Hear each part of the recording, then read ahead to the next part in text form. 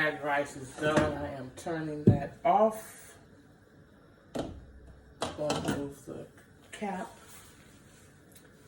This is your girl Cooking with Steph, and I am back sharing yet another recipe with you.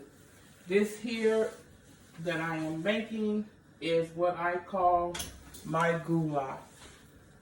So I already have in a can of whole kernel corn, a can of tomato sauce, and I am going to go in with my seasoning.